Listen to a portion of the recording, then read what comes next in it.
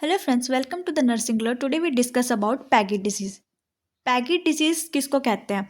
Paget disease जो है वो मेटाबॉलिक स्केलेटन डिसऑर्डर है, जिसका रिजल्ट क्या होता है? Excessive osteoclastic activity. Osteoclastic activity को किसको कहते हैं? कि जब ज़्यादा मूवमेंट होने लग जाए हमारी बोन्स में। मेजरली ये सबसे ज़्यादा प्रॉब्लम हमें पैगेट डिजीज़ कहाँ पे देखने को मिल जाती है?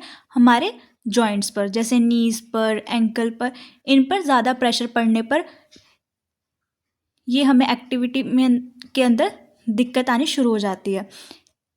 ये एक क्रॉनिक कंडीशन है जिसके कारण क्या होता है? अब नॉर्मल इनलार्जमेंट हो जाती है और वीक क्या हो जाते हैं? बोन्स। अब नॉर्मली इनलार्जमेंट हो जाती है, जैसे कि ट्यूमर वगैरह होने शुरू हो जाते हैं, उस कंडीशन में हमें देखने को मिल जाती है। और जब हमारे बोन्स क्या हो जाते हैं? वीक हो जाते हैं, इस कंडीशन में हमें देखने को पैगेट डिजीज मिल जाती है।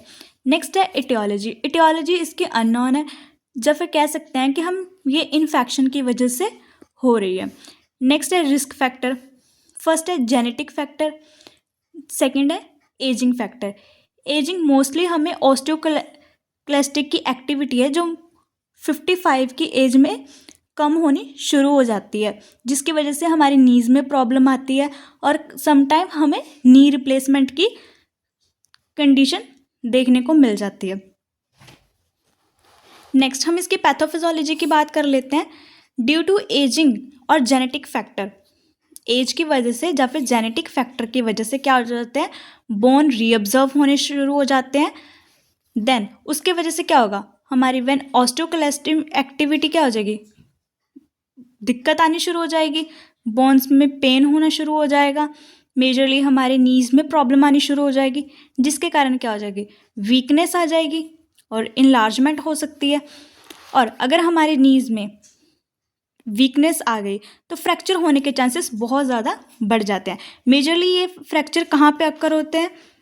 हिप्स में, नीज़ में, एंकल जॉइंट या फिर अर्थराइटिस, जिसमें गाउट की डिजीज़, यूरिक एसिड की कंडीशन में देखने को हमें मिल जाती है।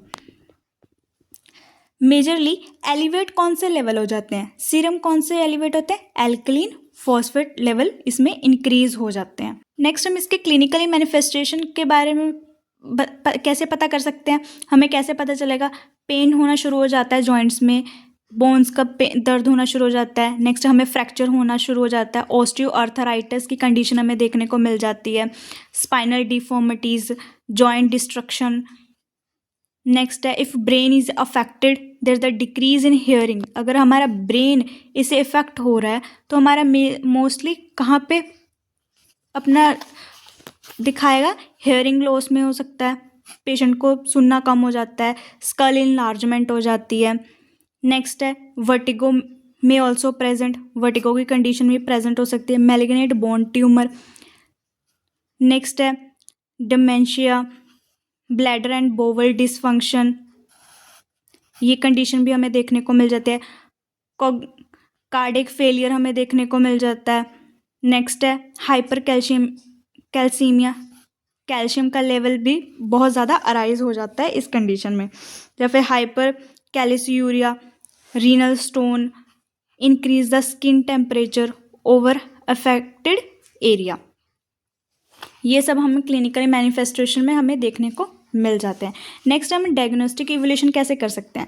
फर्स्ट क्या हो जाता है? एलिवेट हो जाता है सीरम कौन सा? Alkaline phosphatase. नेक्स्ट है serum calcium, phosphor and albumin level हमें क्या होता है? यूजुअली नॉर्मली हमें चेक करना होता है। बोन स्कैन होता है, बोन की बायोप्सी करवानी होती है। नेक्स्ट हम मैनेजमेंट कैसे कर सकते हैं? पेशेंट को क्या करवाना? एक कंफर्ट प्रोवाइड कराना, मैनेज करना उनका पेन, नेसेट्स प्रोवाइड करवाना पेशेंट को, जैसे कि आइबोप्रोफिन कराना, ये सब हमें मेडिसिन एस्पिरिन प्रोवाइड करानी होती हैं। नेक्स्ट है अदर मेडिकेशन यूज होती हैं ब्लॉक करने के लिए किसको? बोन रीअब्जॉर्प्शन, ताकि वो जल्दी रीअब्जर्व ना हो। कौन से हम मेडिसिन उनको प्रोवाइड करते हैं?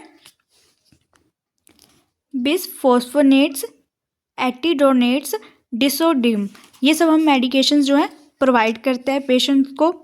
नेक्स्ट है सीवियर केसेस के अंदर क्या होता है? सर्जरी होती है, जैसे कि replacement of the joint, several affected by arthritis. अगर अर्थराइटिस की कंडीशन ज़्यादा बढ़ जाती है जिसकी वजह से बोन फ्रैक्चर या फिर बोन्स में जॉइंट में पेन होना शुरू हो जाता है तो समटाइम हमें सर्जरी भी करवानी पड़ती है। नेक्स्ट है नर्सिंग मैनेजमेंट में क्या होता है, रिड्यूस करना पेशेंट का पेन, प्रिवेंट करनी होती है इंजरी को। नेक्स्ट है इन्वॉल्व होना पेशेंट को डिसीजन मेकिंग के अंदर उनकी हेल्प करना, make sure patient know how to use mobility, provide करना उनको एजुकेशन, असिस्ट करना पेशेंट को एक्टिविटी के लिए। नेक्स्ट है टीच करना safety measures to prevent fall, encourage करना patient to stay active, encourage करना patient to take a healthy well balance diet include a calcium rich foods, teach करना patient को अबाउट पेन मैनेजमेंट, हम pain को कैसे manage कर सकते हैं। नेक्स्ट है प्रोवाइड करना इंफॉर्मेशन रिगार्डिंग द थेरेपेटिक, उनको प्रोसेस के बारे में प्रॉपर नॉलेज देना, उनको डाइट के बारे में प्रॉपर नॉलेज देना। और इसके कॉम्प्लिकेशन क्या हो सकता है, osteoarthritis, bone fracture, bone deformities हमें होने को मिल जाती है, मेंटल डिसओरिएंटेशन मिल जाती है। नेक्स्ट कार्डियोवैस्कुलर डिजीज़, ये सब हमें कॉम्प्लिकेशन देखने को पेशेंट के अंदर मिल जाती हैं। Thank you for watching a video.